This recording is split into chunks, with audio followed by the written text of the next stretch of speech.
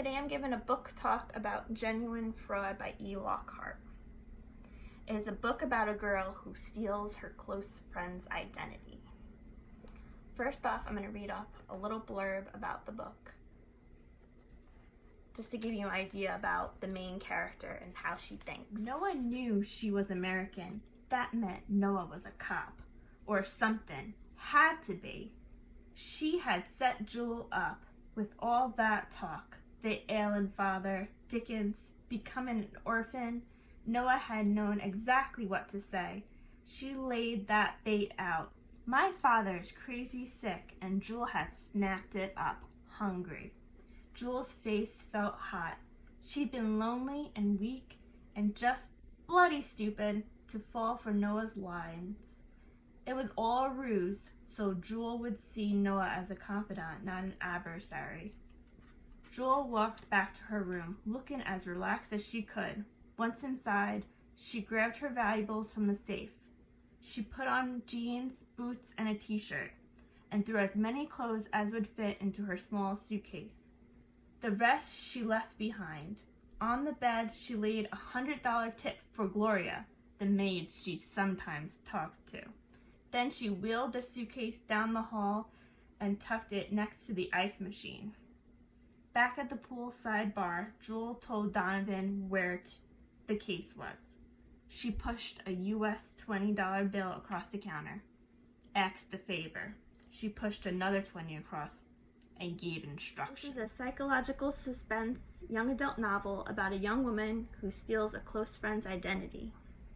The young woman tries so hard to reinvent herself at any cost.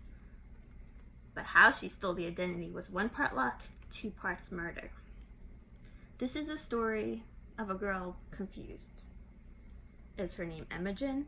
Is she Julie? Who is she? Basically, this girl ends up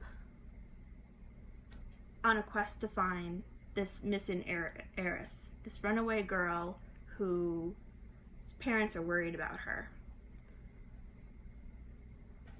Julie, as we later find out who her real name is, befriends this girl by faking how she knows her. She pretends to know her from boarding school, and she wins her trust, her admiration, and she becomes her best friend. Soon, though, things get a little weird, and this girl ends up stealing this girl's identity, and she has the time of her life living as if she's an heiress. Meanwhile, everyone else thinks that the real Julie was murdered by Imogen, and the real Julie is the one that was hurt in all this. I enjoyed reading this book because it was very suspenseful and it was very different. It wasn't your typical YA novel about romance or about the good guy who gets his way in the end or some struggle someone has to go through. This was about a girl who was kind of sneaky and conniving and just tried everything she could to get her own way. And you hated her, but you also wanted her to win in the end. You didn't want the cops to catch her.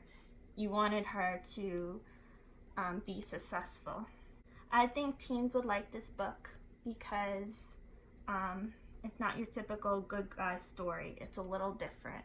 I think they'll appreciate that it's something refreshing and different from what they're used to reading.